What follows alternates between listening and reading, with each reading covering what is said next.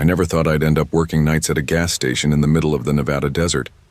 But life has a funny way of putting you exactly where you need, or are forced to be. My name's Daniel Foster, 22, and in the summer of 2011 I found myself behind the counter of Millstone Gas Deli, a lonely pit stop on Route 87 near Harlow. My dad had just lost his warehouse job, my mom was working double shifts as a nurse, and my little brother, Josh, was still in high school. Money wasn't exactly flowing, and college, my dream of studying photography, seemed more like a fantasy than a plan. I'd always been obsessed with cameras. Even now, while wiping the counter or rearranging shelves, I had my old digital camera tucked under the counter, snapping photos of neon signs and passing headlights, trying to capture the quiet beauty of the night. My mom didn't understand, and Dad said I needed to be practical. So here I was, brewing cheap coffee, staring at a cash register that seemed to hate me more than anyone else. Night shifts were lonely, sure, but there was a rhythm to it. I knew when the highway would get a truck rolling past, when the ice machine groaned like it was about to collapse, and when the wind would push tumbleweeds against the doors. Most nights were uneventful, but some nights, you learn that even the quietest places can hide something dangerous. That night the air was dry and sharp.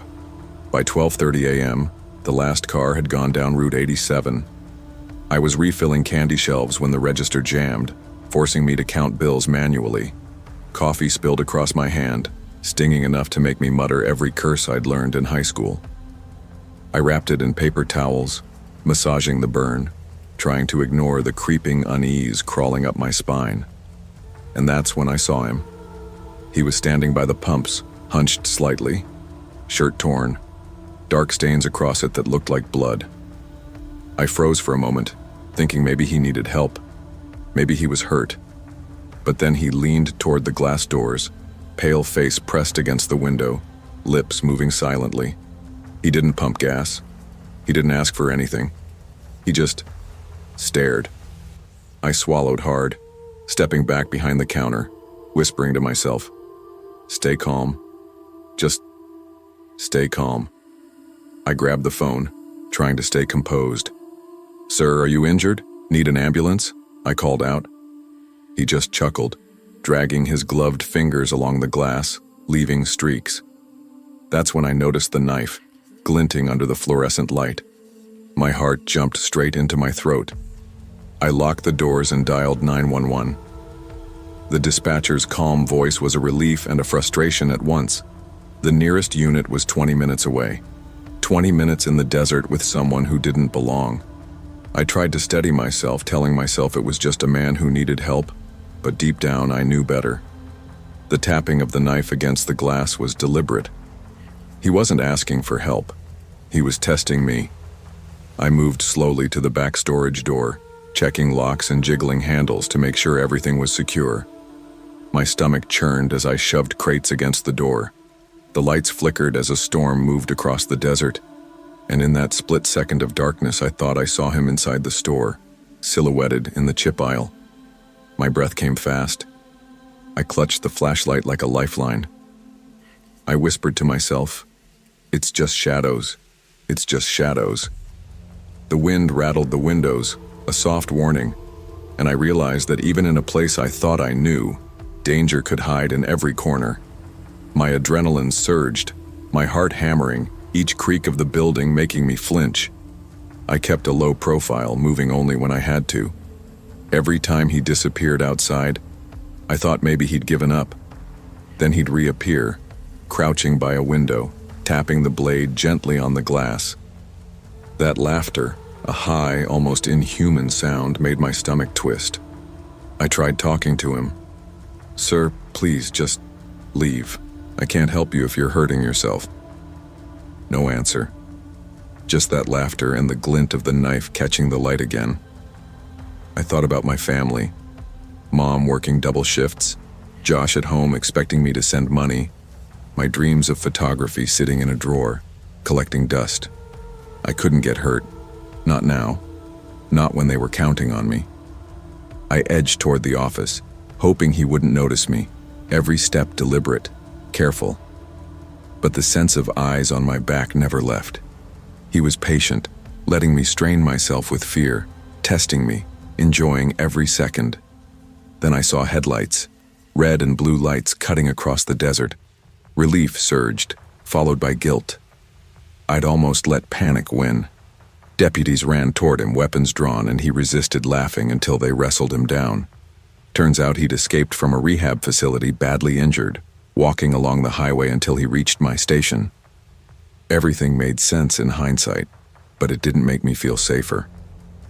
I called my mom at dawn, trembling, trying to explain the chaos. Did your best. But I didn't feel like I had done anything. I just survived. It's okay, Dan, she said. Even weeks later, I double-checked locks, windows, exits every night. The tapping of the knife against the glass haunted me. I realized that life isn't always about what you want. Sometimes it's about surviving what comes at you. I kept my camera with me, capturing the neon glow and quiet beauty. Because even in fear, there's life to document. Danger can be random. Patience is a survival tool. And courage isn't about fighting. It's about enduring and protecting those who depend on you. I went back to school, studying photography part-time, but I never forgot that night. It reminded me that even ordinary jobs, ordinary nights, can teach you extraordinary lessons about resilience, vigilance, and human fragility. Life doesn't always follow a fair path. Courage often isn't about fighting. It's about staying calm, staying vigilant, and surviving for those who depend on you. True bravery is enduring fear while protecting what matters most. I used to think delivering food at night was just another boring gig. My name's Marcus Reed. I'm 27, a community college dropout who once dreamed of running a small music studio. That dream didn't exactly pan out. A failed business loan, a couple of years' worth of debt, and a handful of dead-end jobs later, I was driving for a food delivery app in Toledo, Ohio, trying to keep my head above water. Night shifts paid better, fewer cars, fewer interruptions, and I told myself it was safer than driving through rush-hour traffic. That night started like most others, tense, tiresome, and frustrating. At 10:40 p.m., a drunk customer cursed at me for being too slow, though I'd been stuck behind construction for nearly 10 minutes. I gritted my teeth, muttered an apology, and kept going. By 11:15, my tire pressure light started flickering. I pulled into a gas station to top off air, my hands greasy from the pump nozzle. I was already tired, shoulders aching, stomach tight from nerves and too much coffee. But I accepted one last order before heading home, telling myself it would be easy. The app pinged a delivery on 4 Sycamore Street, a part of town I barely knew. Driving into the neighborhood, the houses looked like they'd been abandoned for years. Boarded up windows, overgrown yards, and porch lights flickering on and off gave everything an eerie glow in my headlights. I muttered, "Why do these late-night orders always land me in places like this?" At our 12:25 a.m., I found the house, number 6 Moron. Its paint was peeling, the porch sagging under the weight of rusted bikes and a swing that looked like it hadn't moved in a decade. I double-checked the order on my phone. 2 cheeseburgers and fries prepaid. No name. No special instructions. Just a bare address. I knocked on the door. At first, nothing. Then it creaked open a few inches. A woman appeared, late 30s, hair tangled, eyes sunken like she hadn't slept in days, wearing a faded sweatshirt. She didn't speak, only whispered, "Set it on the table inside." I hesitated. My instructions clearly said no contact delivery. I peeked past her shoulder. The living room was nearly empty. A single table, 1 chair, piles of trash bags against the walls. Ma'am, I'm really not supposed to come in," I said. "I can just leave it here." Her expression didn't change. She repeated softly, "Set it on the table inside." I felt a pit in my stomach but placed the bag just past the doorway, backing away slowly. She shut the door without another word. My hands trembled as I walked back to my car. Across the street, I noticed movement, a tall man standing under a broken street lamp watching me.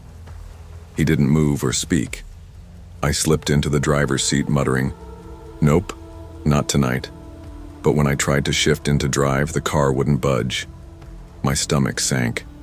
Someone had locked a homemade wheel clamp was on the front tire.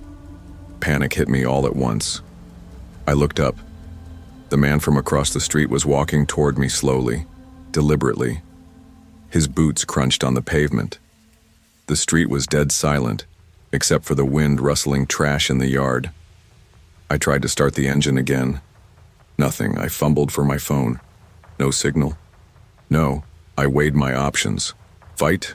Run on foot? Risk leaving the car behind? My heart thumped so hard I could feel it in my ears. He reached the driver's window and knocked twice, flat and calm, almost testing the glass. His other hand gripped a bent metal pipe. "Open the door," he said, voice low and even. My throat went dry. I shook my head. "No," I muttered. Fumbling, I hit the accelerator hard. The clamp snapped with a metallic crack. Sparks flew under the tires as the car lurched forward. The man slammed his pipe against the trunk, rattling metal and bone, but I didn't stop. I floored it down the street, heart hammering, eyes darting to every shadow. I didn't breathe until I reached a 24-hour gas station on the other side of town. My hands shook so badly I could barely grip the steering wheel as I pulled up to the pumps. The clerk gave me a curious glance. "Rough night?" he asked. I slammed the car into park, practically yelling, "Wheel clamp. I need the police." Someone. There was a guy. A woman. He nodded quickly and called it in. I repeated everything in short, frantic sentences. Officers arrived within minutes and took my statement. They promised to check Sycamore Street, but the woman and man were gone. All that remained was the broken clamp lying in the road. I sat on the curb, trembling, staring at the gas station's neon lights buzzing overhead. I could still see her hollow eyes, hear the calm knock, feel the weight of being watched. In the days that followed, I replayed it over and over. Why had she insisted I place the food inside? Why the man with the pipe? Were they targeting drivers? Was it just random chaos or something worse? Sleep became difficult. Every time my phone pinged with a delivery, I flinched. I refused anything after midnight. I went back to Sycamore Street once during the day, trying to see if anything could explain it. The house was even more decrepit than I remembered. Trash piled up around the edges, weeds clawing at the porch. The air smelled stale, abandoned. But no one was there. The police never found them. The wheel clamp was analyzed and stored as evidence. That was it. No arrests, no explanation. Just a lingering sense of unease, proof that danger sometimes waits quietly until you show up. Weeks later, I was driving during daylight, heading to a regular delivery, and a car swerved too close. My heart leapt into my throat. That memory, the street lamp, the wheel clamp, her hollow stare, hit me like a hammer. I realized I would carry it forever. Sometimes fear comes not from being chased, but from encountering situations you weren't prepared for. Trusting your instincts, setting boundaries, and avoiding unnecessary risk isn't cowardice. It's survival. I never ignored gut feelings again, and I made sure to stick to procedures even if it seemed rude or inconvenient. It wasn't paranoia, it was caution. Life will sometimes put you in situations that seem harmless at first, but instinct and caution are your best allies. Trust your gut, enforce boundaries, and never take unnecessary risks. Survival often depends on awareness, quick thinking, and the courage to say no when something feels wrong. I never planned to return to retail work so soon, but eviction notices don't pause for mental health leaves. My name is Jules Davenport, I'm 33, and after a third inpatient stint over the past 2 years, I took the part-time cashier shift at the Family Dollar on Mayfair Boulevard in Tulsa. I promised myself I was only there for bills, not for healing, not for closure. The store smelled of stale bleach and damp cardboard. Tiles cracked above ceiling lamps that flickered every couple of minutes. Staff moved through aisles like ghosts, avoiding the back restroom near the stockroom. Closed for maintenance, everyone said, ever since a homeless woman died inside last winter. Rumor had it the smell took hours to be noticed. That Sunday was brutal. First of the month crowd at checkout. I hadn't eaten. My anxiety meds made my vision blur. At about 6:45 p.m., I whispered to my manager I needed the restroom. He hesitated. "Use the front one by aisle 3, he said softly. "That one's open again." Opened again? I remembered the rumors, but my stomach twisted. I nodded and walked. Inside, light was dim, as if flickering too, but no hum. The mirror above the sink had a deep crack twisting downward like a fractured vein. The air was unnaturally cold, like it held a memory. I sat in the stall, breathing slow. Soon, a faint scent crept close. Something sweet and sour, perfume mixed with something acidic, nauseating. And then, a girl's voice, soft and ragged, came from the adjacent stall. "I don't feel good," she wheezed. My heart thundered. I stood. The stall next to me had been empty when I entered. I glanced under the partition, no feet. Silence. Then the voice, thinner now. "It's too hot in here." I bolted out. The room was empty, but the mirror was fogged, as if someone had breathed on it from behind, written in fresh streaks. I thought someone would find me. My skin crawled. I rushed back to the register, pale, trembling. I didn't speak. I barely rang a bell. The customer left confused. I stared at the floor until my shift ended. After I punched out, I wanted answers, but I doubted my own mind. I returned to the restroom, hands shaking, long after closing, when the store was silent and lights dim. I flicked the light switch. Nothing. Held the door open by its frame. The mirror was clean. No words. I leaned closer. There was a flyer, taped at the upper corner, water damaged, torn at the edges. I peeled it gently. A photo of a young woman, Lila Rose, 24, reported missing 2 years ago. Last seen entering this same restroom, a customer said. I stared at my reflection, then to the cracked mirror's edge. For a heartbeat, I saw something at my side, a faint outline, hollow cheeks, sleeves hanging loosely. Then nothing. I sat cold on the floor, hugging my knees. My mind raced. Was I hallucinating, under med stress? Did that voice belong to me? I slipped home. At 2 a.m. the message repeated, jagged breath, soft echo. I thought someone would find me. I sat up, dizzy. That wasn't my voice, but maybe it was. My past with self-harm and depression gnawed at me. In my room, I whispered to the dark, did I imagine her? The next few days felt like walking underwater. Every shift I avoided that front restroom. I covered it mentally. But I couldn't escape the memory of Lila's face. I researched missing persons files, online articles, local forums. I found a single item, Lila Rose from Tulsa, missing May 7, 2021. No leads. Family posted flyers outside that store. No closure. One afternoon after work, I sat in my apartment on cheap carpet, sobbing. My therapist had told me, if you feel safe going back, maybe go. I scheduled myself. I went during closed hours again, flashlight in hand, heart pounding. The restroom was empty. I shone the beam over the cracked mirror. Nothing. I brought paper and pen, traced the crack pattern. I pressed ear to mirror. Nothing. But then I smelled it again. That sick perfume, acidic sweetness, strong and close. I spun. Silence. I whispered aloud, tears trailing down my face. Lila, is that you? No voice. But in my breath I felt an answer, not in sound, but in memory. I thought about the homeless woman who died there. Maybe it was Lila's ghost, terrified and alone. A woman in an ordinary store, forgotten. Later at night I felt watched in my bedroom. Not fear, but sorrow. Maybe it wasn't hallucination. Maybe it wasn't recovery. Maybe it was recognition. I decided I had to speak up. I found the old flyer from Lila's mother online. I printed copies, laminated them. I left them at the store entrance, taped to the customer service board. I wrote a letter to the police chief. Ask about the back restroom and missing persons. Ask if the city ever checked the store's history. I also wrote a note to Lila's family. I hear you. I see you. And I dropped it into an envelope with my name. Signed. I mailed it. Nothing changed in the store, but I felt something shift inside me.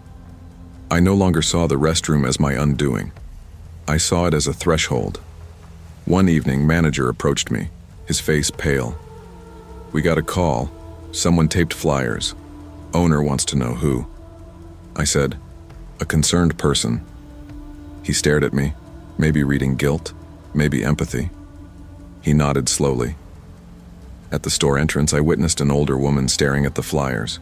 She turned, looked at me, recognized something, didn't speak. I quit soon after. Said it was for health. They accepted without question. When I packed up my jacket and name tag, I stared at the stockroom door. Imagined Lila fading behind it. I waited. Saw nothing.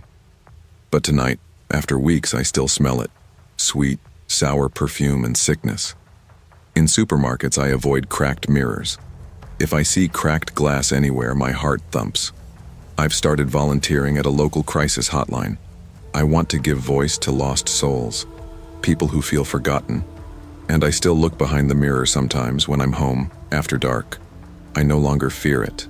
I breathe into that space. You are not forgotten. I'm here. Sometimes the world overlooks those who suffer in silence. A cracked mirror and a quiet voice can hold more truth than anything we see in daylight. Our stories may feel forgotten, but when someone listens, acknowledges, and acts, healing begins. Be someone who sees the unseen, hears the unheard, and refuses to let pain go unspoken. I never thought I'd be the type of person to take a night shift at a roadside motel in rural Kentucky. But life doesn't always hand you the choices you want. My name's Hannah Walker. I'm 24, a writer at heart. I had dreams, short stories, submissions to literary magazines, maybe a book someday. But my dad had a stroke 3 years ago, and my mom needed me. Graduate school went on hold, bills piled up, and here I was, working nights at Pine Hollow Lodge, trying to keep the lights on. The lodge itself was the kind of place that smelled faintly of mildew and cheap carpet cleaner. The building had seen better decades. The paint on the siding peeled in long strips, and the neon vacancy sign flickered constantly, like it had a nervous twitch. Mr. Kingsley, the owner, was a heavy-set man in his 60s who claimed nothing ever happened at night. I didn't believe him, but rent was rent. My first few weeks on the job were mostly boring, just answering phones, checking in truckers, and dealing with occasional complaints about the vending machine. The night I'll never forget started like most others. It was late March 2013, and the wind had picked up after a spring storm. The lobby heater was broken, so I was wrapped in a blanket, shaking slightly as I sipped lukewarm coffee. The soda machine in the corner clanked noisily, and 2 truckers argued over parking fees. I had to call Kingsley at home to get the matter settled. At 12:45 a.m., the door swung open, letting in a cold gust, and a young woman drenched from the rain. She looked frantic, glancing over her shoulder before stepping into the lobby. "Please, do you have any rooms left? Doesn't matter which," she said, voice quivering. I nodded, keeping my tone steady. "We've got vacancies. Do you need help with your bags?" She shook her head, gripping her coat tighter. "No bags, just the room key, please." I handed her the key to room 14.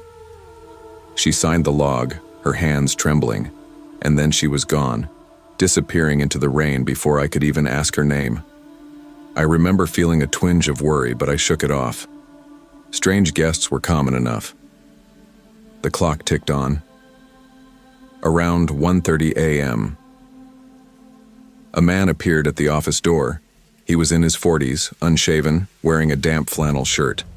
He leaned on the counter, eyes flicking toward the key rack. "Anyone checked in tonight?" "A woman. Dark hair? About this tall?" My stomach sank. "I'm sorry, sir. I can't give out guest information." He smirked and tapped his fingers against the counter. "You'll tell me if you know what's good for you." I told him no, and after a few tense moments, he left. My instincts screamed that something was wrong. I locked the office door and called Kingsley. He told me to relax. "Probably just some drunk," he said. But I couldn't shake the feeling that I'd just met trouble. By 2:05 a.m., the phone rang. My heart jumped. The voice on the line was trembling. The woman in room 14. "He's outside. He's been circling. Please, help me." Adrenaline shot through me. I grabbed the master keys and ran through the rain toward room 14, heart hammering. My sweatshirt clung to my skin, soaked from the storm. The door was slightly ajar. My instincts told me to be careful, and I eased inside. The woman pressed herself against the wall, eyes wide. I noticed her shaking uncontrollably, pointing toward the bathroom. I took a deep breath and asked quietly, "Are you okay? What's happening?" Before she could answer, the man from earlier stepped out of the shadows, blocking the doorway. His presence was massive, the kind that makes your throat dry instantly. "This doesn't concern you," he growled. My voice shook as I replied, "You need to leave. Right now." He stepped closer, but I slammed the door, locking it with trembling hands. The storm outside roared and the rain pounded against the roof like fists. I dialed 911 from the room phone, whispering our location. For 10 minutes, the man pounded on the door. His voice echoed through the hall as he shouted the woman's name. She sobbed quietly, muttering, "He's my ex." I thought I lost him. I stayed calm, crouched behind the door, gripping the keys like a weapon. My mind raced through every scenario I'd learned in safety training. Don't confront, stay secure, wait for help. I could feel my pulse in my ears, counting the seconds like a heartbeat of terror. Through the storm, headlights pierced the rain. The sound of sirens grew closer. I stayed crouched, whispering reassurances to the woman, holding her hand until the officers stormed the lodge. The man bolted into the woods before they could reach him. The police searched, but he was gone. I gave my statement and the woman was taken into protective custody. Kingsley shook his head and said, "You handled that better than most." But inside, I felt shaken, a mix of relief and lingering fear that clung to my skin like wet clothes. For weeks afterward, every creak in the lobby sounded like pounding fists. Every rainstorm made me jump. I noticed subtle sounds I had never paid attention to before. The way the lobby floorboards shifted, the tapping of the vending machine against the wall, the occasional drip of water from the ceiling. Even during normal shifts, I kept my keys close, my flashlight ready, my instincts sharpened. I stopped leaving the office unattended, locked every door, and double-checked security cameras obsessively. The fear had become a teacher, pushing me to respect intuition and vigilance. In the quiet moments, I returned to my notebook. My short stories, once fictional escapes, now reflected tension, awareness, and survival. The line I kept scribbling over and over was simple, but it carried everything I had learned. The storm never ends. Months later, the memory of that night still lingered. Even when the lodge was quiet, even during calm evenings, I could feel the weight of fear in my chest. I understood something vital. Danger doesn't always appear obvious. It can lurk in plain sight, hidden in moments of distraction or assumptions. I kept working at the lodge for a while, but I never ignored a gut feeling again. I became assertive, cautious, and more attentive to signs others might dismiss. The night taught me that survival wasn't just about strength, it was about awareness, preparedness, and having the courage to act when something feels wrong. The woman in room 14 had been terrified and alone, and my actions, staying calm, listening, helping her, had made a difference. Fear and courage can coexist, and small acts of attentiveness can protect lives in ways we can't always foresee. Life will place us in moments of hidden danger, where instincts and awareness are our most vital tools. Courage isn't just confronting fear, it's listening to your gut, setting boundaries, acting decisively, and looking out for others when they cannot protect themselves.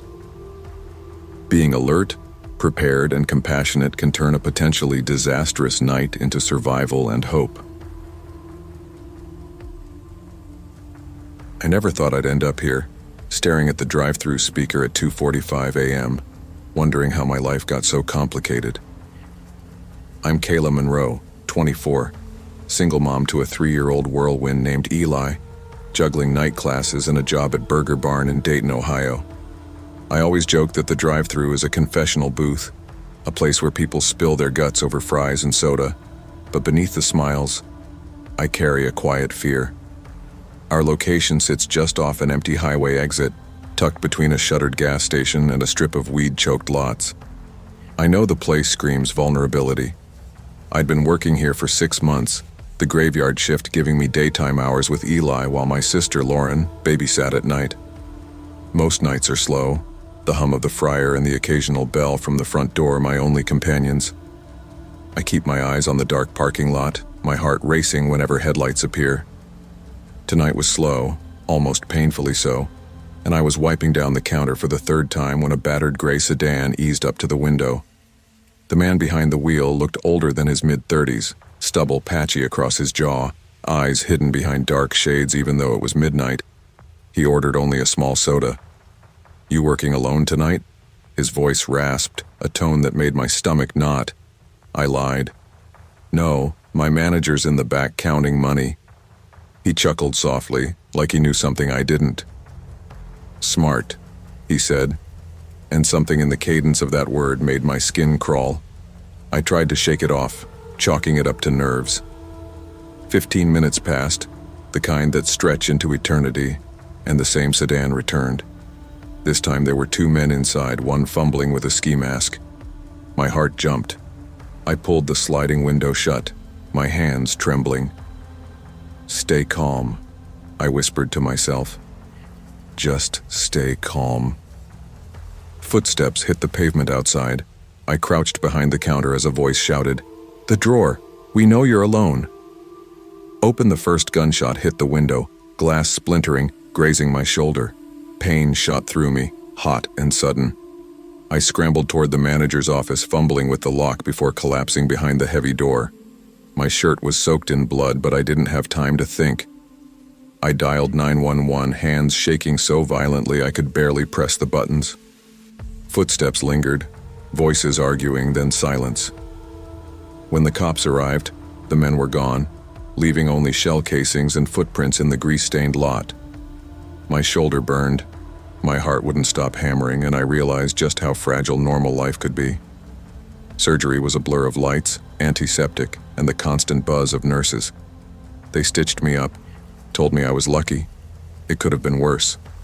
But lucky felt meaningless when I couldn't drive without flinching, couldn't walk without wincing at phantom footsteps in the dark. I never went back to Burger Barn. Every time I closed my eyes, I could see the man's face, hear the rasp of his voice, feel the cold barrel of fear pressing against my chest. Lauren stayed with me at the hospital, changing bandages, bringing Eli in carefully so he wouldn't scare me. He didn't understand fully, of course. He just wanted Mommy to smile again. But I kept my composure for him. I couldn't let him see the fear that now seemed to live in my bones. Days blurred into weeks. I avoided the exit off the highway, avoided the dark streets where shadows lengthened like fingers ready to grab me. Friends tried to check in, but I couldn't answer without reliving the night. Every night, Eli's soft breathing was a reminder that someone depended on me, that despite my terror, I had to keep moving. The police case went cold. Stolen plates, gloves, masks, they'd left no trace. The sense of justice I'd believed in vanished, replaced by the bitter truth. The world doesn't always protect you, and sometimes people get away with the worst.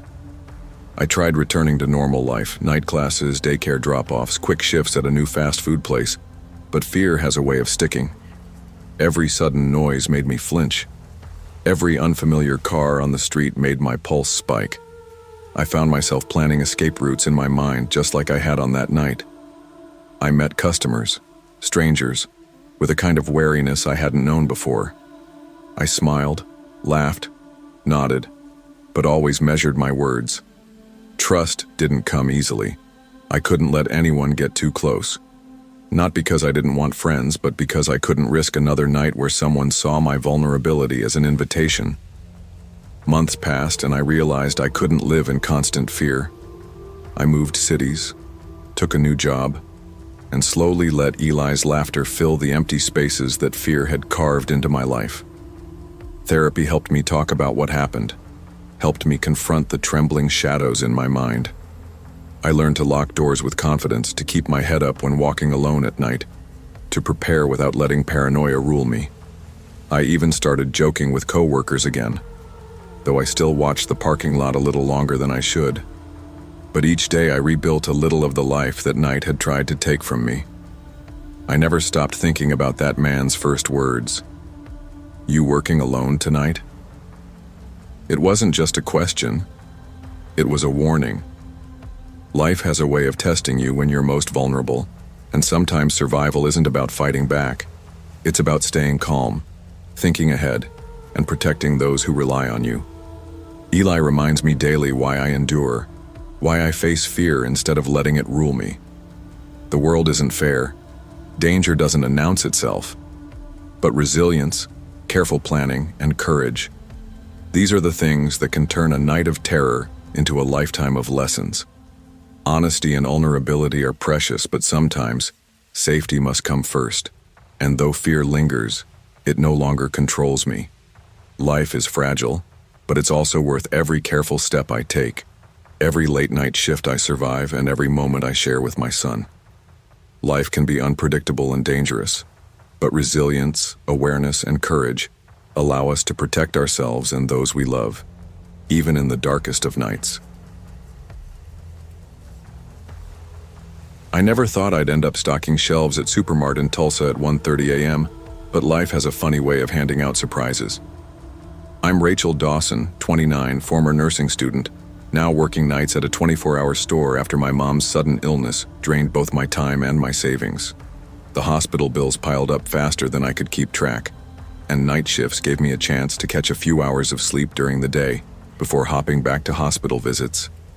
Most nights were quiet. The hum of fluorescent lights, the low rattle of shopping carts, the occasional drunk customer, it became a rhythm, almost comforting. Tyler, my coworker at the registers, often joked that I was one of the few humans capable of enjoying aisle monotony.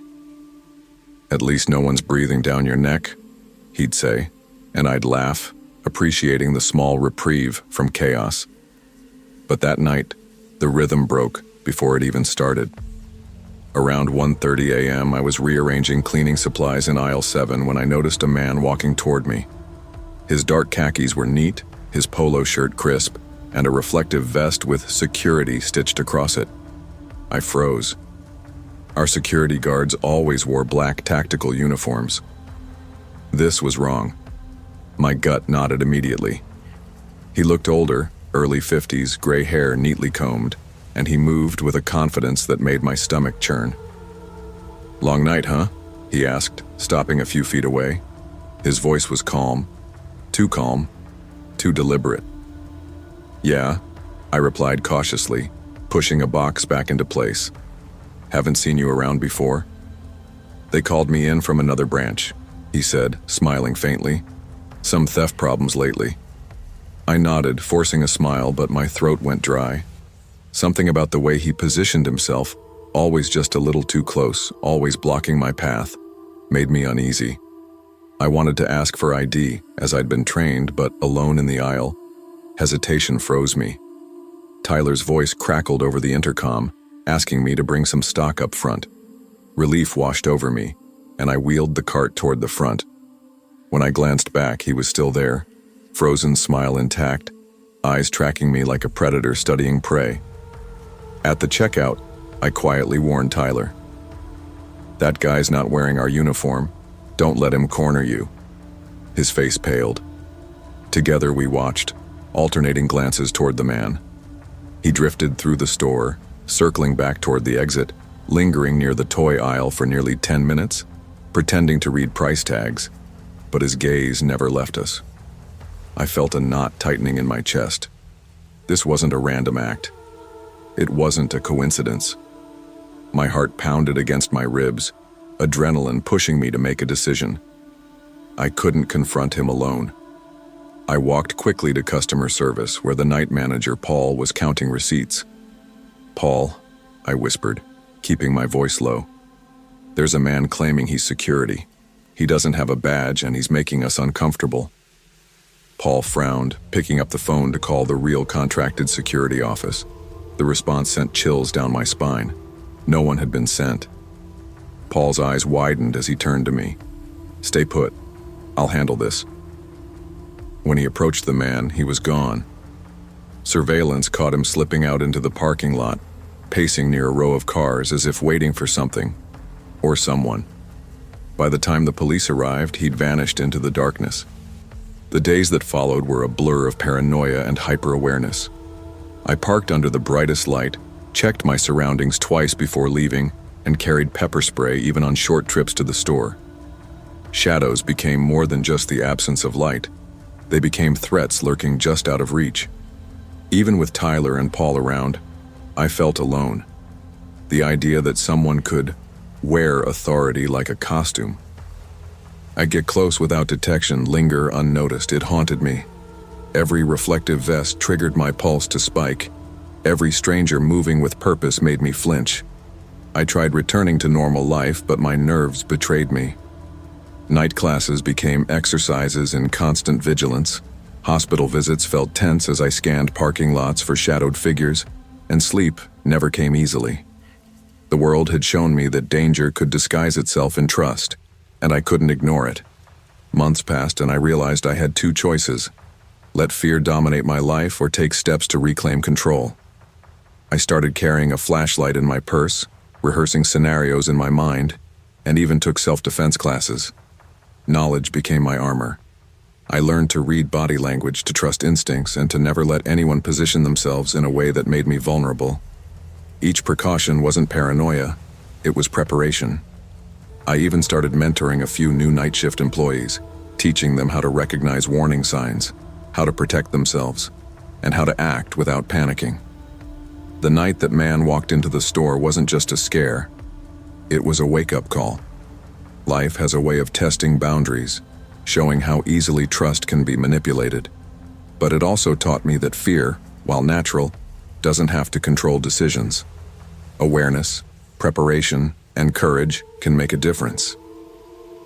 Even now, years later, when I hear the hum of a store at night or the soft click of a cart on tiles, I remember that night. I remember the reflection in his eyes, the way he moved like he owned the place. But I also remember my response, my instinct to protect myself, and the steps I took to reclaim safety. Life isn't fair. People will deceive. Danger will appear when least expected. But resilience, vigilance, and courage allow us to navigate the dark, protect ourselves, and come out stronger on the other side. Danger can hide behind authority or disguise, but awareness, preparation, and courage empower us to face threats and protect ourselves without surrendering to fear. I never thought I'd spend my spring nights pushing boxes down Megamart aisles, headphones in one ear, trying to memorize chemistry formulas during short breaks. I'm Samantha Clark, 20, a college freshman, and at the time, my dad had just been laid off from his factory job. The family rent was stacking up and I needed a way to help. Night shifts seemed like the perfect solution. Quiet, lonely, yet strangely freeing. I got to own the hours most people avoided, and that independence felt good, even if it came with exhaustion that settled in my bones by 3 a.m. My routine was simple: stock shelves, man the occasional register, take mental notes of every odd customer or creaking door. I liked the stillness of the store late at night. There's something comforting about fluorescent lights humming overhead, the echo of a rolling cart through empty aisles, the faint beep of scanning a barcode in near silence. It's the kind of work that gives you time to think and observe without distractions, and for me, it was almost meditative. Until April 2nd, 2012. It was around 2:10 a.m., chilly even with the heaters running. I was pushing a cart of cereal boxes down aisle 9 when I noticed a woman standing near the glass doors at the front of the store. She wasn't shopping. She didn't even move. Her frizzy hair was pulled back in a loose bun, and she wore a faded denim jacket that looked like it had seen better decades. Her eyes were fixed on me, calm but intense, almost too steady. After a long pause, she stepped inside, smiling warmly. "Excuse me, sweetheart," she said softly. "Would you mind helping me with something?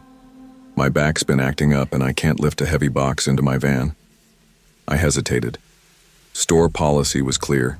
Never step outside with a stranger during your shift. "Not really allowed to step outside," I said, forcing politeness into my voice. Her smile didn't falter. "Oh, come on, it'll only take a second. You look strong, much stronger than me." She laughed lightly, but her eyes didn't blink. She kept inching closer, and my pulse started racing. Just then, my coworker Marcus rolled by with another stock cart. He must have noticed something in my posture because he called out, "Sam, manager needs you in back, now." Relief washed over me. I grabbed the excuse and walked off quickly, heart hammering, chest tight. Later, I peeked through the store's front windows. The woman was gone from inside, but now stood beside a dark van parked under a flickering light. The side door was slightly open and something shifted inside. A shadow crouched like it was waiting for me. I ran to the night manager, explaining everything in a trembling voice, asking for help with boxes. "I don't trust her. There's a woman outside." He immediately locked the doors, which made me feel a fraction safer, and called the local police. By the time officers arrived, the van was gone, and the woman had vanished. The responding officer gave me a serious look. "We've had multiple reports of a woman fitting that description loitering outside late-night stores," he said. "She always asks employees or customers for help with boxes.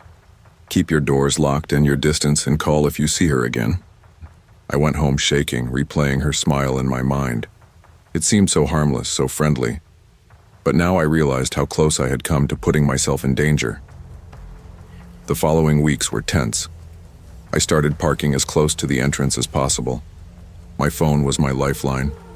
I called my dad every night after my shift, asking him to talk me through walking to my car. I refused to carry anything unnecessary in my hands while leaving the store, keeping keys and pepper spray in my pocket. Every time the store was quiet, my eyes darted toward the glass doors. Every car or pedestrian made me flinch. I couldn't shake the image of that van door slightly ajar, waiting.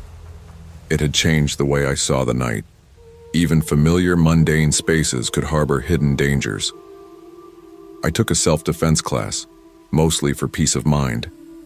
The training taught me how to stay aware of exits, maintain personal space, and act quickly if threatened. Each precaution wasn't paranoia, it was empowerment. I also began talking to new employees, warning them to never leave the store with strangers, to trust instincts, and to call for backup if unsure. The more I prepared, the more confident I felt. I wasn't living in constant fear anymore. I was taking control. Yet the memory of her calm smile and the open van door never left me. It served as a reminder. Danger can disguise itself in politeness. The woman didn't threaten with shouts or weapons. She asked politely, tested boundaries, and relied on the assumption that someone like me would comply. I realized that threats aren't always loud. They can be quiet, patient, and hidden in plain sight. Even now, whenever I work late, my eyes scan entrances, my hands stay ready, and my steps are deliberate. It's not fear, it's awareness. Life isn't always fair, and danger doesn't announce itself. But preparation, intuition, and courage allow you to navigate even the quietest threats safely. Danger doesn't always yell, it sometimes asks politely. Trust your instincts, set boundaries, and protect yourself even when threats appear gentle or familiar. I never thought I'd end up working nights at a roadside motel. My name is Rachel Monroe, 26, and in November 2014, I found myself manning the front desk at Silverleaf Inn along Highway 41 outside Macon, Georgia. Life didn't go the way I imagined. I had spent my 20s sketching old buildings, dreaming of moving to Savannah for art school, but my mom's sudden illness forced me to stay home. Between medical bills and helping my younger sister, I had no choice but to take whatever work I could find. Silverleaf Inn wasn't glamorous. The carpet smelled of mildew, the walls were scuffed, and the neon sign outside flickered like it was gasping for life. The ice machine leaked constantly, and the water in the vending machine was always warm. Most nights were quiet, too quiet, but the silence brought a creeping unease, especially when I was alone. To cope, I often sketched the lobby while sipping bitter coffee, doodling cracks in the tile or peeling wallpaper, imagining a world outside this fluorescent prison. On this particular night, the weather was against me. Cold rain pounded the glass doors and made the streetlights outside shimmer in long streaks. The night had already been exhausting. A group of construction workers arguing about room keys, a guest shouting because the soda machine charged him twice, and the flickering lobby light that kept plunging parts of the office into shadows. My hands shook as I gripped the coffee mug like it was a lifeline. I tried to tell myself it was just another night. But there was something about the storm, about the deserted highway, that made the air feel heavy. It wasn't long before the first strange thing happened. Around 1:15 a.m., a man walked in. He was tall, wiry, with a gray coat soaked from the rain, and there was something in his posture that made me uneasy. He didn't greet me, he just asked sharply, "Is anyone staying in room 9 tonight?" I flipped through the logbook, frowning. No, sir. That room hasn't been rented in weeks." "Why?" He smiled tightly. "Then I'll take it." There was something off about the way he said it. Hesitant, I handed him the key, trying not to dwell on the feeling of dread pooling in my stomach. After he left, the inn fell silent again. I pulled out my sketchbook, trying to distract myself with the cracked tile and chipped baseboards. That's when I heard it. 3 faint knocks from the hallway leading to the guest rooms. My eyes darted to the security monitors. Nothing. I shook my head. "It's probably just the pipes," I whispered to myself. Minutes later, the desk phone rang. The static made my teeth chatter, and then a whisper came through. "He's outside. Don't open the door." My stomach dropped. "Hello, ma'am? Who is this?" But the line went dead. I held the receiver, my hand trembling, and for the first time that night I felt a surge of real fear. I grabbed the flashlight from under the desk, checking the doors and windows again. My heart raced as I walked the hallways, peering into empty rooms. Room 9 was closed, but something about the air felt heavier there. The rain outside pounded harder, and shadows seemed to stretch longer than they should. Even though I tried to rationalize it, storm, fatigue, imagination, the unease didn't fade. I kept thinking about that voice on the phone. Who could it have been? And how did they know about room 9? By 2:30 a.m., I was pacing the hall again when I froze. Room 9's door stood wide open. The gray coat was draped across the bed, but the man was nowhere inside. I felt panic curl in my chest. From the parking lot, I glimpsed a barefoot woman in a nightgown walking toward the trees beyond the lot. I shouted, "Respond." She vanished into the shadows. "Ma'am, hey, you can't be out there, it's freezing." She didn't. I ran back to the office, fumbling with the phone, but there was no service. The lobby line was dead. My mind raced. Was the man watching me?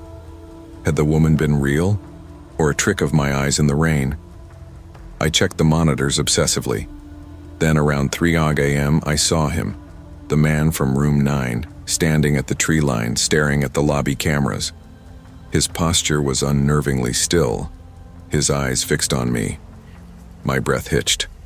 I thought of the storm, the isolation, and how small and vulnerable I felt. I didn't sleep until dawn, pacing the lobby, clutching my flashlight. When the sun finally crept over the pines, I bolted outside. Room 9 was empty. No coat, no man, no trace. The barefoot woman, gone. Everything seemed normal, yet I knew it hadn't been. Later, I dug into old motel archives and learned the history of Room 9. In 1987, a young woman was last seen walking barefoot into those woods after renting it. Guests over the years had described a man asking for the room, always the same description. A chill ran through me. Even years later, I could remember the whisper, "He's outside." I quit that job within days, but the memory never left me. I realized the motel wasn't just a building. It was a container for fear, secrets, and shadows from the past. The world outside might seem quiet, safe, and ordinary, but sometimes danger and mystery lurk in the places you least expect. I kept sketching, of course. My notebooks were filled with drawings of hallways, trees, shadows, and broken tile. Art became my refuge. But every time I heard a faint knock or saw a figure in the dark, I remembered that night and the lesson it taught me. Vigilance is survival, and intuition is often the only thing standing between safety and peril. Life is unpredictable, and danger can appear when you least expect it. Trust your instincts, respect your boundaries, and never ignore the quiet warnings around you. Sometimes, paying attention to small signs can be the difference between safety and harm. I never imagined that my first real taste of adult responsibility would be scrubbing floors at 2 a.m. in a cavernous supermarket. My name is Olivia Hayes. I was 19, a freshman at Springfield University, and I had always dreamed of acting on stage, not cleaning restroom mirrors under flickering fluorescent lights. But life has a way of throwing you off the script. My father had lost his trucking job, my mom was already working 2 part-time shifts, and rent wasn't going to pay itself. I needed money, and PriceSmart Supercenter offered the only night shift I could get. From the very first night, I felt swallowed by the size of the store. Endless aisles of frozen foods, shelves stacked high with cans, and the low hum of refrigeration units that never seemed to turn off. Most nights it was quiet, almost painfully so, but the silence brought a strange kind of anxiety. Every squeak of a cart, every metal door rattling from the wind outside, made me jump. And I was alone after closing, tasked with cleaning, stocking, and monitoring security cameras. That January night started like any other. The winter wind rattled the metal doors, and the heat barely worked inside.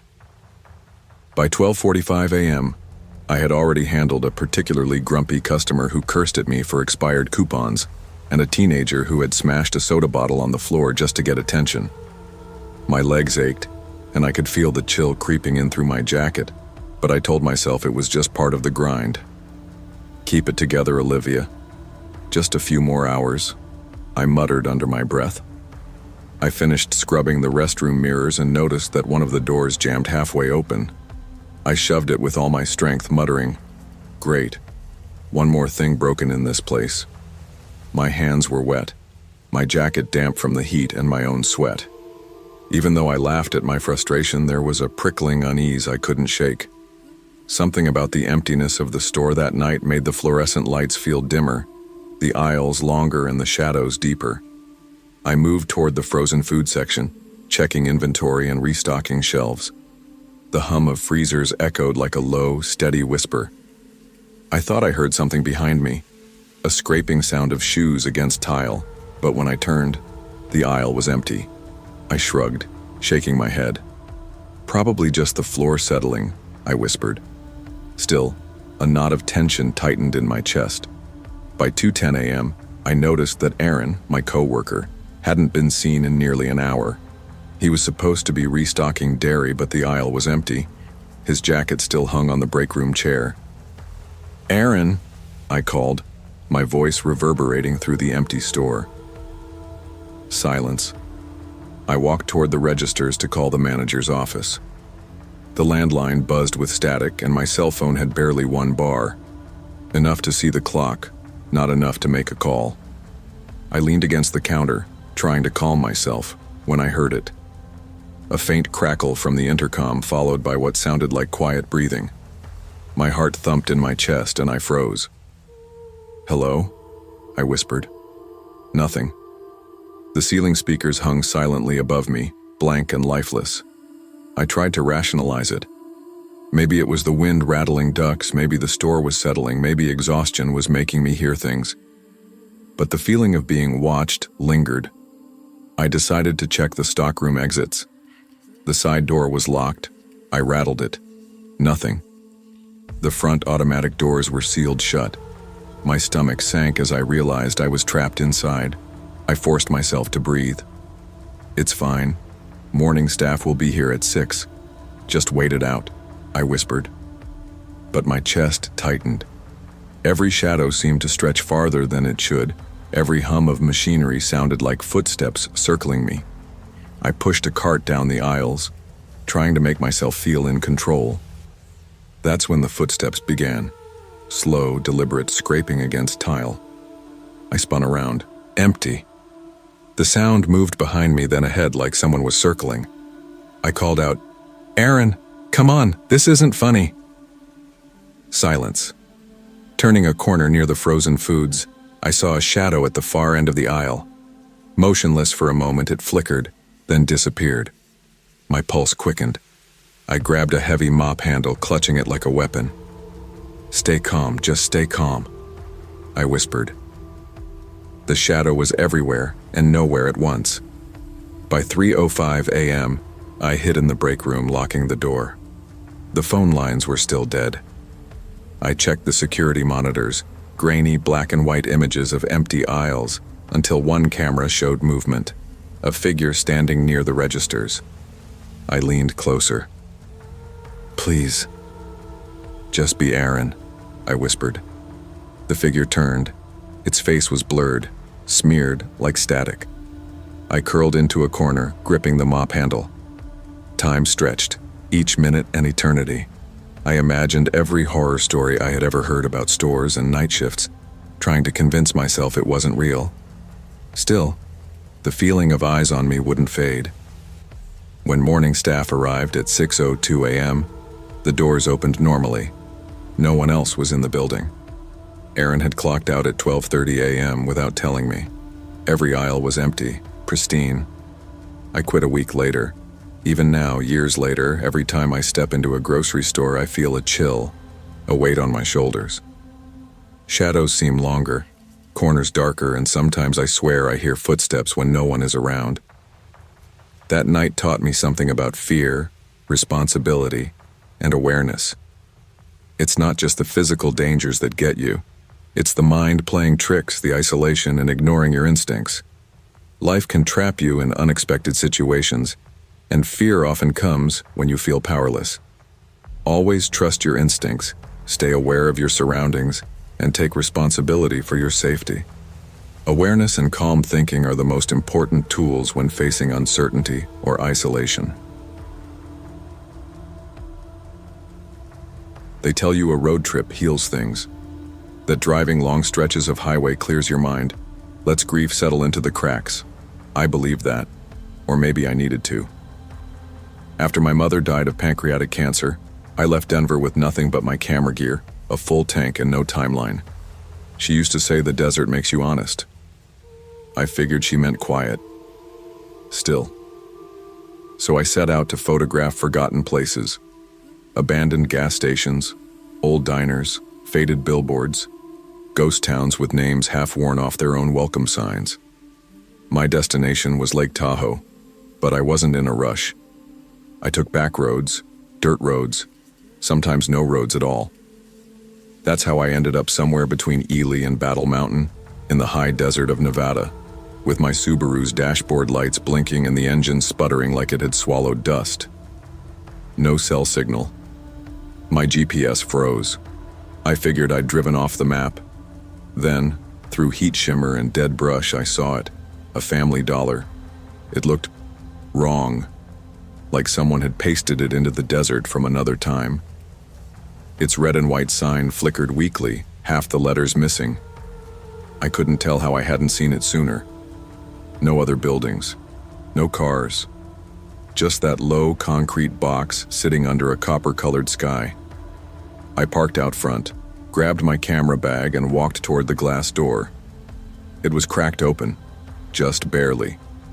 Enough to invite someone desperate, which I was. The air inside was cold, unnaturally cold. It took a second for my eyes to adjust. The lights buzzed overhead. Half were dead. The others blinked like a bad signal. The place smelled like old plastic, freezer burn, and something else. Wet dust. A motion sensor beeped as I entered, long and slow, almost tired. At the back stood an old man behind the register, bony hands folded neatly on the counter. He wore a faded vest. Name tag said Victor. I nodded, voice dry. Is there a gas station nearby? He didn't blink, just pointed down aisle 4 and said softly, go past the freezer. Phones are by the water jugs. Don't, sorry. He didn't repeat it, just looked at me like someone who'd said too much already. I started walking. The prepaid phones were covered in dust. Most were the old flip kind, scratched, dead, cracked. One still had a price sticker curling off. I picked it up, turned it over, and saw the blood. Not much. Just a swipe across the screen like a finger had dragged it across a cut. I turned to ask Victor what the hell was going on. He was gone. No footsteps. No door chime. No echo. Just gone. I spun around. The air felt different, thicker. The flickering bulbs above hummed louder now. Then I heard it. Breathing. Slow, labored breathing coming from behind the freezer aisle. That sound cut through every rational thought. It wasn't human, not in rhythm, not in scale. It sounded like something pretending to breathe. I remembered what the old man had said. Don't go past the freezer. But the sound was getting closer. I backed up, nearly tripping over a mop bucket near the cleaning aisle. That's when I saw it. A small, dusty pink backpack. The name tag read, Sophie. I opened it. Inside was a crumpled flyer, stained and faded. A missing person notice. 9 years old. Last seen in Eureka. The date on the flyer was 2015. I stared at it, tried to breathe. Then I heard the freezer door creak, and I ran. The front door was locked. From the outside, I pulled, slammed my shoulder against it. Nothing. No one out there. The desert was empty. I was alone. My fingers shook. I yanked out my phone. No signal. The screen flickered and died. I hit it with my palm as if that would help. It didn't. I sprinted through the aisles toward the back office, shouting for Victor. No answer. When I reached the door, I found it rusted shut. I rammed it with my foot 3 times before it gave way. The hinges screamed. Inside, it smelled like mildew and metal. A rotary phone sat on a desk, unplugged. Filing cabinets lined the wall, old-school ones with handwritten tabs. I opened the top drawer. Inside were folders, each with a name written in red ink. First names. All children. All ended the same. Disappeared. No follow-up. The second drawer was the same, names and dates going back decades. One read, Sophie M., 2015. I staggered back, tripped over a cord. My camera fell from my shoulder. Then I heard a voice, a child's whisper from behind the wall. Don't go past the freezer. The lights flickered, then died completely. I found a wrench under the counter. Took me 10 minutes to pry open the back exit. The metal door creaked louder than thunder. I slipped out into the alley behind the store. The air outside felt wrong too. Dead wind. Desert silence. I didn't look back. I ran through the dirt, toward the vague promise of a road. My legs burned. The sun had long since dipped. Only twilight glowed behind the hills. I didn't stop until my knees gave. I waited there for what felt like hours. Then headlights. A county sheriff's cruiser pulled over. A man in his 50s stepped out, asked if I was okay. I must have looked like hell. There's a store back there. Family Dollar. Something's... I stammered. He raised a hand. There ain't no store there, son. That building's been boarded up since 2016, burned out. Gas leak. 3 people died. Places condemned. No, I was just inside.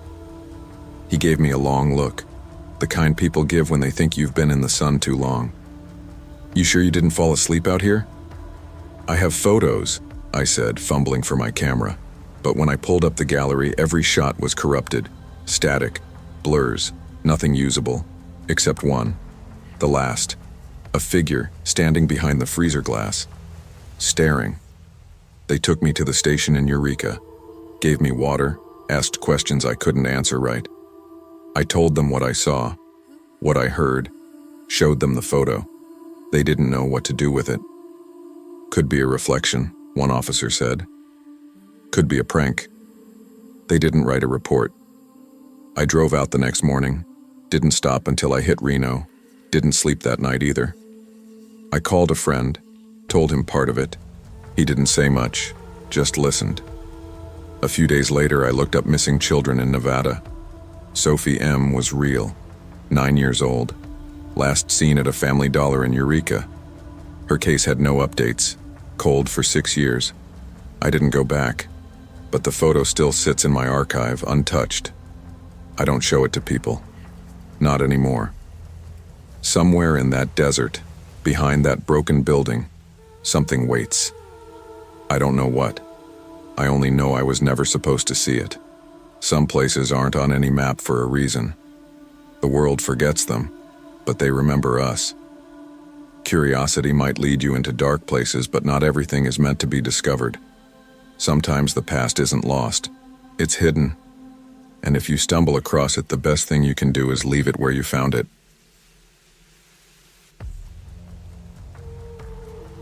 I'm Vanessa Reed, 26, juggling student loans, a failed engagement, and the day-to-day grind of working the overnight shift.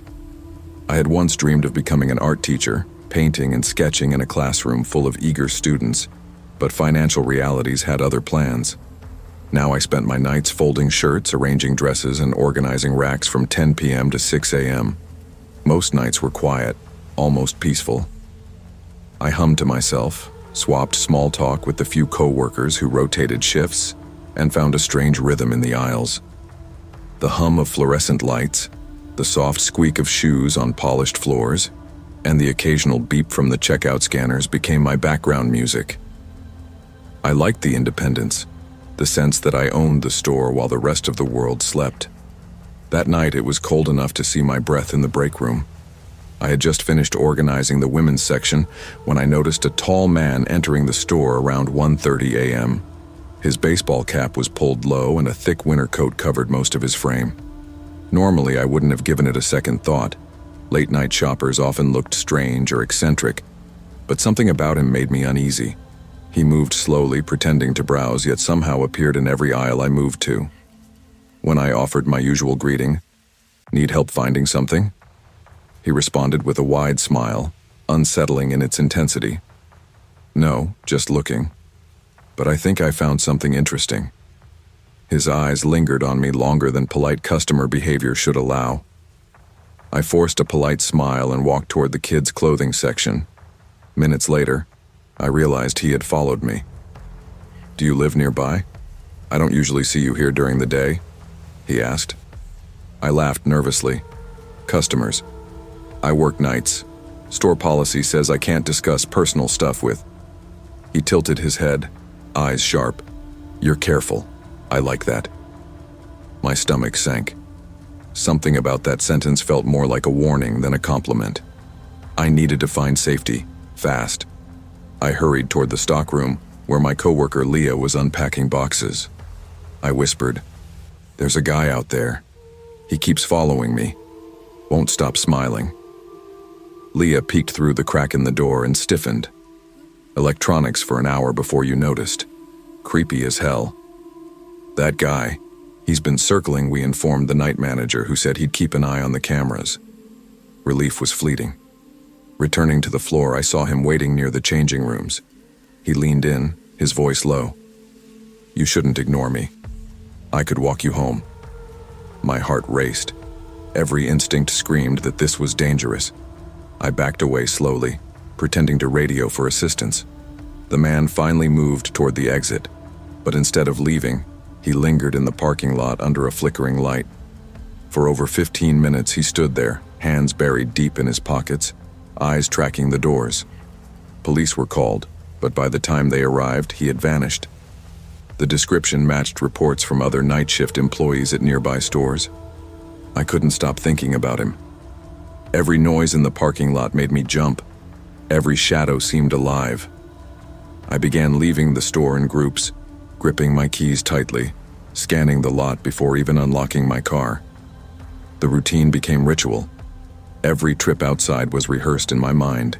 Every possible threat accounted for, yet my fear lingered. I took a self-defense class and learned to trust my instincts more than anyone else's reassurances. I stayed aware of exits, avoided isolated areas, and kept my phone ready at all times. The empowerment was subtle but real. I wasn't paralyzed by fear anymore. I had tools, strategies, and awareness. I even shared these lessons with new employees, emphasizing the importance of boundaries, preparation, and listening to that inner voice when something felt off. Knowledge became my armor against someone who relied on subtle intimidation rather than outright violence. Danger doesn't always announce itself with shouting or threats. Sometimes it wears a calm smile, moves quietly, and tests boundaries. What terrifies isn't always the obvious. Sometimes it's the one who watches patiently, waiting for a mistake. Years later, I still avoid working nights. Every time I walk into a quiet store after hours, I scan entrances, I note exits, I trust my gut. Life isn't fair, and threats aren't always visible. But awareness, preparation, and courage allow you to navigate even the quietest, most subtle dangers. The scariest dangers aren't always loud. They sometimes wear a smile. Trust your instincts, stay alert, and never let politeness override safety. I never liked grocery shopping after dark. Something about the fluorescent lights buzzing overhead, the half-empty parking lots, and the strange stillness of big box stores at night always put me on edge. But nursing doesn't come with predictable hours, and by the time I got off my Wednesday shift at St. Mary's, it was already past 8. I was bone-tired, still in my scrubs, hair knotted into a bun that had lost its battle with gravity hours ago. All I wanted was a hot shower and sleep. But marriage, as I'd come to learn in just 7 months, had its own demands. Ethan had been on my case for weeks about not cooking, about how I chose the hospital over him. He wasn't wrong that I'd been absent. 12-hour shifts swallow you whole. By the time I walked through our door, I barely had energy to microwave leftovers, let alone chop onions and stir sauces. Still, I hated the guilt trips, the digs about how marriage wasn't supposed to feel like living with a roommate. So I stopped at Target. It was January in Phoenix, colder than usual, and the lot was quiet. A couple of cars sat abandoned on the far side, one with a flat tire, another dusted in what looked like months of grime. The neon Target sign buzzed faintly, and I remember thinking the store looked tired, almost haunted. Inside, the greeter gave me a nod without a word.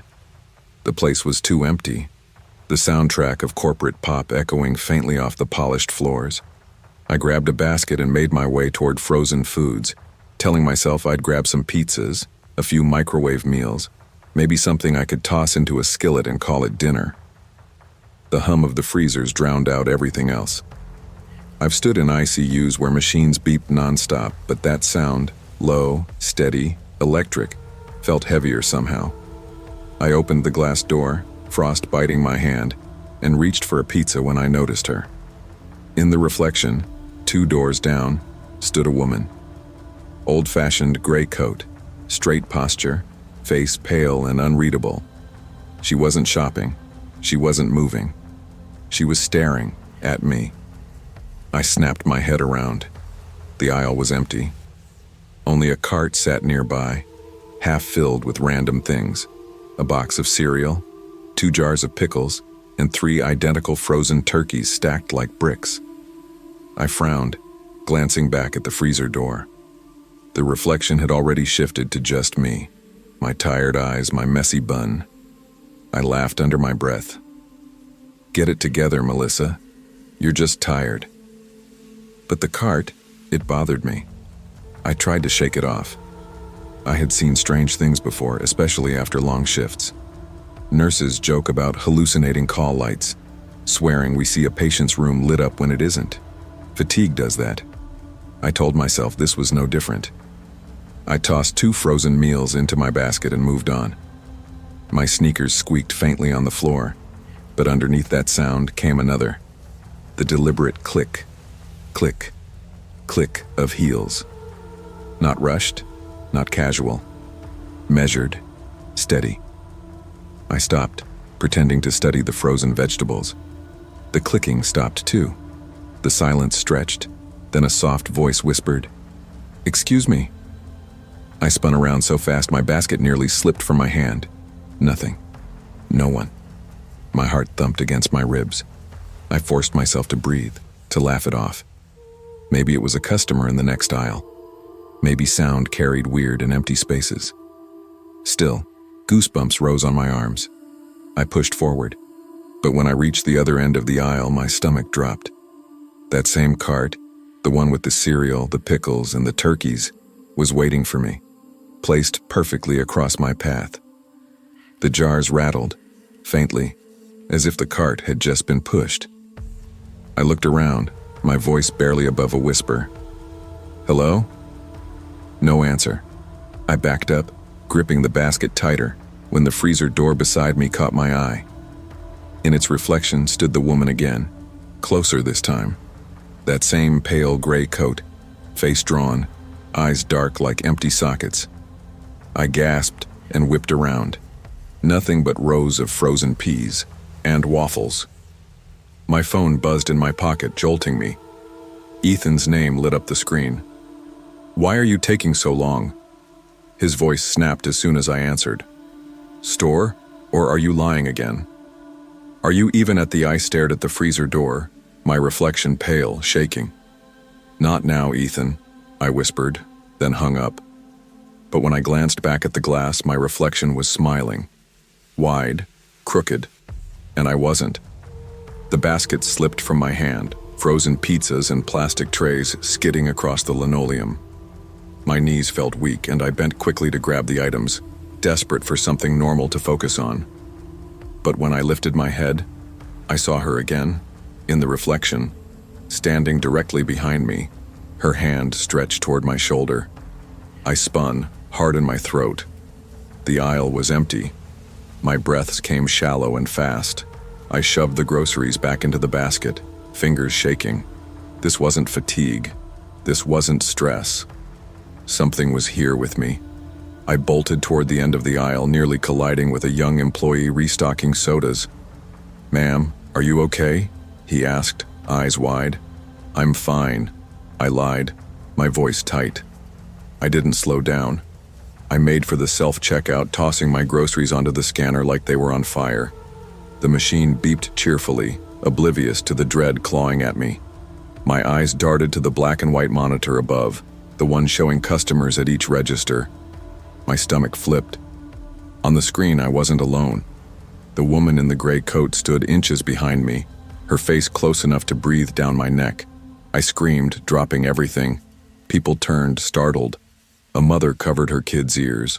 But when I looked up again, she was gone. I fled the store without my groceries, without looking back. And I swear on everything, that as the automatic doors closed behind me, I heard her voice one last time whispering right at my ear. "Don't leave me here." By the time I reached my car, my hands were trembling so badly I could barely get the key into the ignition. The night air was sharp, colder than it had any right to be in Phoenix. My breath fogged the windshield as I sat there gripping the steering wheel, staring at the automatic doors of Target. People walked in and out casually, mothers with carts, teenagers with snacks, an older man in a baseball cap. None of them looked haunted. None of them screamed. And yet I felt like I had just run out of a burning building, lungs full of smoke. I turned the key and peeled out of the lot, headlights bouncing off the cracked asphalt. Halfway home, my phone buzzed again. "Ethan." I didn't want to answer, but my hands moved on their own. "Where are you now?" he snapped before I could speak. Driving home, I said, my voice barely above a whisper. You didn't buy anything? I hesitated, trying to steady my breath. When I get home. Something happened. At the store. I'll tell you. He sighed, long and annoyed. You don't want to cook? Just say it. Melissa, I'm tired of excuses. You always have some story. If his words stung more than I wanted to admit. I wanted to yell, to tell him I had just seen something I couldn't explain, but I didn't have the strength. Instead, I drove the rest of the way in silence, knuckles white against the wheel. When I walked into our apartment, the place smelled faintly of beer and leftover pizza. Ethan sat on the couch, scrolling his phone. He barely looked up. You're pale, he muttered. Night shifts. You sure you weren't just imagining things? You work too many, I know what I saw, I said, sharper than I meant to. He laughed. So what? Some ghost in the freezer aisle? Do you hear yourself? I wanted to argue, but the truth was, I did sound crazy. And yet, even as I kicked off my shoes and sank onto the couch, I couldn't shake the feeling of eyes on me, like she had followed me home. Later that night, I went to grab ice from the freezer. The door creaked open, the light flickering. And there, faintly, in the chrome reflection of the ice tray, I saw her again. Pale face, dark eyes, watching. I slammed the door shut, my heart in my throat. This wasn't over. Days turned into weeks, but the feeling never left me. Every time I opened the freezer at home, I half expected her face to be waiting. Sometimes I thought I saw the faint outline of her coat in the reflection. Other times I swore I heard that soft, whispered voice. Don't leave me here. Ethan grew more impatient. He told me to stop acting crazy, that maybe I should take fewer shifts or see someone. But what I couldn't tell him, what I didn't even want to admit to myself, was that this wasn't stress. Stress doesn't follow you home. Stress doesn't smile at you through your own reflection. One night, after another long shift, I sat alone at our kitchen table. The hum of the refrigerator filled the room. I stared at the freezer door, my own reflection faint in the white surface, and I asked out loud, "Who are you?" Silence. Just the buzz of the fridge motor. Then, faintly, almost like a sigh, I was left here. I froze, skin crawling. I wanted to run, but something in her voice. It wasn't anger. It wasn't malice. It was sorrow. That night I couldn't sleep. I kept thinking about that cart, the jars of pickles, the 3 frozen turkeys, about how she appeared only in reflections, about the emptiness in her eyes. I'll never know her story. Maybe no one will. But I can't shake the thought that some people die in lonely places, aisles of grocery stores, parking lots, motels, and they stay there desperate not to be forgotten. I don't shop alone at night anymore, and whenever I pass the freezer aisle in a store, I keep my eyes down. But even now, years later, when I open my freezer at home, I sometimes catch her waiting. Not always, just enough to remind me. She's still there. Not all ghosts are made of malice. Some are born of loneliness, of lives cut short in places no one remembers. But the living, people like me, have a responsibility too. We can't dismiss our fears, can't drown them in work or pretend they're in our heads just because others don't believe us. What I learned that winter night is simple. Listen to yourself, trust your instincts, and never assume the quiet, ordinary places in life are as safe as they seem. I'm Lucas Bennett, 27, a community college dropout trying to keep my younger sister fed and out of trouble. After my parents' divorce, life became a series of compromises, and night shifts at this store were one of them. Mechanic school had been my dream once, but dreams don't pay the bills, and my rusty pickup sure as hell didn't fix itself. The aisles at night are quiet, almost eerily so. Fluorescent lights hum overhead, and the soft clatter of shopping carts echoes like ghosts wandering between shelves. I joke with friends that Dollar Depot after midnight feels more like a ghost town than a store. It's mostly empty, just me and the occasional customer wandering in, staring at cheap household goods like they're treasures. It was a Thursday around 12:40 a.m. when the door chime rang, breaking the monotony. An older man shuffled in, gray hair thinning, trench coat brushing the floor. His hazel eyes never seemed to blink, and his slow, deliberate steps echoed unnaturally in the empty aisles. He carried a pack of batteries and a can of soup. When I rang him up, he leaned close, whispering, steady, rehearsed almost like he had said it 100 times before. "There is a devil all the time." His voice was... I forced a chuckle, unsure how to respond. Yeah, this place gets its fair share of weirdos." He didn't smile. He placed exact change on the counter, tapped it twice, and walked out without another word. That phrase stuck with me. All night I kept replaying it, half laughing at myself for being spooked by a stranger's nonsense. I tried shrugging it off, telling myself it was just one of those odd moments you forget after closing. But something about the way he said it, the calm, deliberate tone, set my nerves on edge. By Sunday, I thought I had dismissed the man entirely. I stayed on night shifts, sticking to routines, checking the parking lot, making sure doors were locked. Around 2:15 a.m., the bell rang again, jolting me. 2 masked men stormed in, one waving a pistol. "Empty the register now," the gunman shouted. My hands shot up instinctively. My mind raced. Eli, my sister, my life, all flashed in an instant. I took a cautious step backward, heart hammering, and tried to stay calm. But before I could reach the till, a car outside honked or screeched. I don't even remember exactly. And the gunman panicked, firing a shot into the ceiling. Chaos erupted, but in a surreal way, everything slowed. They ran, bolted past me into the parking lot, diving into a white panel van waiting like a ghost among the shadows. I stumbled behind the counter, dialing 911, voice shaking as I tried to explain what had just happened. When police later reviewed the footage, my stomach sank. The driver of the van, the one who coordinated the escape, the one calmly sitting behind the wheel, was the same gray-haired man from Thursday. Same trench coat, same steady eyes. The phrase he whispered in my ear suddenly made sense, in the most terrifying way. It wasn't nonsense. It was a warning. For weeks after, I couldn't shake the feeling that someone was always watching. I walked the aisles carefully, never leaving any corner unchecked.